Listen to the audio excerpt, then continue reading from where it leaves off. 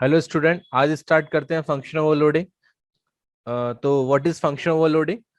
A function have same name but different parameter is known as function overloading. यानी कि किसी भी functions के नेम सेम होने चाहिए, लेकिन उनके जो पैरामीटर हैं वो पैरामीटर डिफरेंट हो सकते हैं।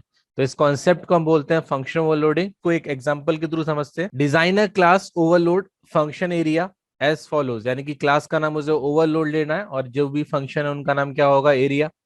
तो यहाँ पे थ्री डिफरेंट डिफरेंट टास्क दिया हुआ है। फर्स्ट टास्क, ये सेकंड टास्क, और इधर ये थर्ड टास्क। फर्स्ट टास्क में डबल टाइप का कोई रिटर्न टाइप दे रखा है और इसके अंदर एक फंक्शन है area. Three double type arguments हैं। Returns the area of scaling triangle using the formula. तो फॉर्मूला भी ऑलरेडी गिवन है, s into s minus a into s minus c into s minus c, और वो भी किसके अंदर? स्क्वायर रूट के अंदर। नेक्स्ट जो फंक्शन है उसका भी नाम देखो एरिया है, लेकिन यहाँ पर थ्री डबल्स वेरिएबल पास हैं। तो यहाँ पर देखो कितने? थ्री इंटीजर वेरिएबल पास हैं। तो कैलकुलेट कर रहे हैं यहाँ पर हम area of trapezium using the formula area equal to 1/2 into height into A plus B. Next जो फंक्शन है उसका भी नाम देखो एरिया है, और इसके अंदर दो डबल टाइप के वेरिएबल्स पास है। और कैलकुलेट किया है area of rhombus using the formula 1/2 multiplied by diagonal 1 multiplied by diagonal 2। तो सबसे पहले मैंने क्लास का नाम लिखा ओवरलोड। फिर देखो फंक्शन डबल, तो रिटर्न टाइप का नाम यहाँ पर डबल है, तो डबल टाइप का एक फंक्शन एरिया, जिसके अंदर थ्री आर्गुमेंट पास हैं। डबल टाइप का एक वेरिएबल्स ए, कॉमा डबल टाइप का एक वेरिएबल्स बी, और एक डबल टाइप का एक वेरिएबल्स सी। मैंने डबल टाइप का एक वेरिएबल्स लिखा AR1, जिसके अंदर मैं एरिया ऑफ स्केलिंग ट्राइंगल को होल्ड करूंगा, जिसकी इनिशियल वैल्यू 0.0 होगी। अब फॉर्मूले में एक वेरिएबल्स और है एस। तो देखो सबसे पहले मैं एस की वैल्यू को कैलकुलेट करना है, फिर उसके बाद फॉर्मूला इंप्लीमेंट करना चाहिए था। तो मैंने यहाँ पर एक वेरिएबल एस लिखा। तो देखो S equal to A plus B plus C divided by 2। अब मुझे यहाँ से एस की वैल्यू कैलकुलेट हो गई। अब मैं डायरेक्ट फॉर्मूला पुट करता हूँ, स्क्वायर रूट यानी कि अंडर रूट। तो देखो अंडर रूट को सॉल्व करने के लिए हम यूज करते हैं math dot S Q R T function का। एस इंटू, तो एस इंटू ब्रैकेट के अंदर एस माइनस ए, दूसरे ब्रैकेट के अंदर एस माइनस बी, और तीसरे ब्रैकेट के अंदर एस माइनस सी, और ये होल ब्रैकेट यहाँ पे क्लोज हो जाता है। और मैं आंसर को देखो यहाँ पर क्या कर देता हूँ, रिटर्न कर देता हूँ, क्योंकि इस फंक्शन का जो रिटर्न टाइप है वो डबल है। तो यहाँ से मुझे प्रिंट नहीं करना चाहिए था, मुझे क्या करना चाहिए था? रिटर्न करना चाहिए था। क्वेश्चन में भी लिखा हुआ है कि मुझे आंसर को क्या करना है? रिटर्न करना है। तो मैंने रिटर्न किया किसको? वैल्यू ऑफ AR1 को। तो यहाँ पे मेरा फर्स्ट टास्क कंप्लीट हो जाता है। तो फंक्शन को मैं क्लोज कर देता हूँ। अब देखो नेक्स्ट जो फंक्शन है उसका भी रिटर्न टाइप डबल है, और फंक्शन का नाम है वो है एरिया। इसके अंदर थ्री इंटीजर टाइप के वेरिएबल पास हैं। एक तो ए है, एक इंटीजर टाइप का एक वेरिएबल बी पास है, और एक इंटीजर टाइप का एक वेरिएबल हाइट। यहाँ पर भी मैंने एक वेरिएबल्स लिखा डबल टाइप का वेरिएबल्स AR2, जिसके अंदर मैं आंसर होल्ड करूंगा, यानी कि क्या स्टोर करूंगा? Area of trapezium. तो देखो डायरेक्ट मैं फॉर्मूला पुट करता हूं, तो एरिया ऑफ ट्रेपेजियम का जो फॉर्मूला होता है वो होता है 1/2। तो मैंने यहाँ पर लिखा 1/2.0, या फिर दोनों को ही हम डेसिमल में लिख सकते थे, multiplied by height multiplied by brackets के अंदर ए प्लस बी। यहां से जो भी आंसर आएगा वो किसी AR2 नाम के वेरिएबल्स के अंदर क्या हो जाएगा? होल्ड हो जाएगा।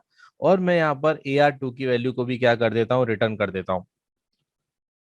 नेक्स्ट जो फंक्शन है जिसके अंदर मुझे रोम्बस का फॉर्मूला कैलकुलेट करने के लिए बोला गया है, तो देखो इस फंक्शन का भी नाम एरिया है, और इसके अंदर दो वेरिएबल पास हैं। एक है डायगनल 1, और दूसरा जो वेरिएबल है वो है डायगनल 2।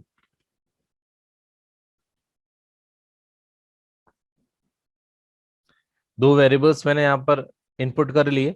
अब मैंने यहाँ पर एक वेरिएबल्स लिखा जिसके अंदर मैं एरिया ऑफ रोम्बस होल्ड करूंगा। तो वेरिएबल्स का नाम था AR3, और इसकी भी इनिशियल वैल्यू कितनी है? 0.0 है। अब हम डायरेक्ट फॉर्मूला पुट करते हैं। देखो AR3 इक्वल टू 1/2, तो 1/2.0 multiplied by diagonal 1 multiplied by diagonal 2। Return करेंगे किसको, AR3 को, क्योंकि इसी के अंदर आंसर लिखा हुआ था। इधर फंक्शन क्लोज करते हैं। देखो लास्ट में मुझे क्या करना होता है, मेन फंक्शन क्रिएट करना होता है। और मेन फंक्शन क्रिएट करने के बाद ये जो फंक्शंस जो ऊपर डिक्लेयर है इन सबको लास्ट में हम क्या कर देते हैं, कॉल करते हैं। तो मैंने यहाँ पर सबसे पहले मेन फंक्शन क्रिएट किया, देखो पब्लिक स्टैटिक वॉइड मेन। इसके बाद हमें क्लास का ऑब्जेक्ट क्रिएट करना पड़ता है, क्योंकि मेन फंक्शन के अंदर हम तभी फंक्शन को कॉल कर पाते हैं जब हम क्लास का ऑब्जेक्ट क्रिएट करते हैं। तो क्लास के ऑब्जेक्ट के थ्रू, यानी ऑब्जेक्ट के थ्रू हम क्या कर सकते हैं, फंक्शन कॉलिंग कर सकते हैं। तो देखो क्लास का नाम था ओवरलोड, तो मैंने यहाँ पे लिखा overload OBJ equal to new overload. Function इधर क्लोज हो जाता है। अब देखो इसके थ्रू मैं फर्स्ट फंक्शन को कॉल करता हूँ। तो देखो फर्स्ट जो फंक्शन था, तो फर्स्ट फंक्शन था ओबीजे डॉट एरिया। अब इसके अंदर 3 वेरिएबल पास थे, तो कोई भी यहाँ पर तुम रैंडम नंबर पास कर सकते हो। 3 डेसिमल, जैसे मैंने 3.5 पास किया तो ये फर्स्ट यानी कि ए की वैल्यू को असाइन हो गया। मैंने 4.5 पास किया तो ये बी की वैल्यू को असाइन किया। मैंने 5.5 पास किया तो ये सी की वैल्यू को क्या किया, असाइन किया। मैंने यहाँ पर फिक्स्ड कर दिया है, क्योंकि ये मुझे, क्योंकि इस क्वेश्चन में फॉर्मल पैरामीटर है तो मुझे एक्चुअल पैरामीटर ही पास करने। तुम यहाँ पर यूजिंग स्कैनर भी यानी कि यूजर डिफाइन भी इनपुट कर सकते थे। यहां से देखो ये फंक्शन कुछ ना कुछ वैल्यू रिटर्न करेगा। तो ये फंक्शन जो भी वैल्यू रिटर्न करेगा उसको मैंने किसी पी नाम के वेरिएबल्स के अंदर क्या कर लिया, स्टोर कर लिया। और मैं फाइनली इसको प्रिंट भी कर देता हूँ। तो system dot out dot println, यहाँ पर जो फर्स्ट फंक्शन था, देखो फर्स्ट फंक्शन के अंदर लिखा हुआ था एरिया ऑफ स्केलिंग ट्राइंगल। तो मैंने यहाँ पर एरिया ऑफ स्केलिंग ट्राइंगल यानी कि किसको प्रिंट कर दिया, वैल्यू ऑफ पी को। फर्स्ट टास्क कंप्लीट हो जाता है। अब देखो नेक्स्ट जो फंक्शन था, तो मैंने एक वेरिएबल्स लिखा डबल टाइप का क्यू, और फंक्शन कॉलिंग की ओबीजे डॉट एरिया। और इस सेकंड वाले फंक्शन में देखो 3 इंटीजर टाइप के वेरिएबल पास थे। तो इनकी हमें क्या करना है, एक्चुअल वैल्यू यहाँ पर पास करनी चाहिए। जैसे मैंने रैंडम यहाँ पर 3, 4 और 5 पास कर दिया। तो ये फंक्शन जो भी रिटर्न करेगा ये किसी क्यू नाम के वेरिएबल्स के अंदर क्या हो जाएगा, होल्ड हो जाएगा। और फाइनली मैं यहाँ पर क्यू नाम के वेरिएबल्स को क्या कर देता हूँ, प्रिंट कर देता हूँ। तो एक मैसेज जैसे एरिया ऑफ ट्रेपेजियम, क्योंकि इसने ट्रेपेजियम का फॉर्मूला लगाया हुआ था। अब थर्ड फंक्शन को मैंने किसी आर नाम के वेरिएबल्स के अंदर डिक्लेयर किया जिसका डेटा टाइप डबल होगा। तो मैंने फंक्शन कॉलिंग की ओबीजे डॉट एरिया। देखो इस फंक्शन के अंदर 2 पैरामीटर पास थे, तो मैंने 2 वैल्यू पास की, रैंडम 4.9 कॉमा 5.9, जो डायगोनल 1 और डायगोनल 2 को क्या हो जाती है, असाइन हो जाती है। तो यहां से जो भी आंसर आएगा वो किसी आर नाम के वेरिएबल में स्टोर्ड है। तो मैं अगर आर को प्रिंट करूंगा तो आर के अंदर क्या स्टोर होगा, एरिया ऑफ रोम्बस। तो मैंने यहाँ पर प्रिंट किया।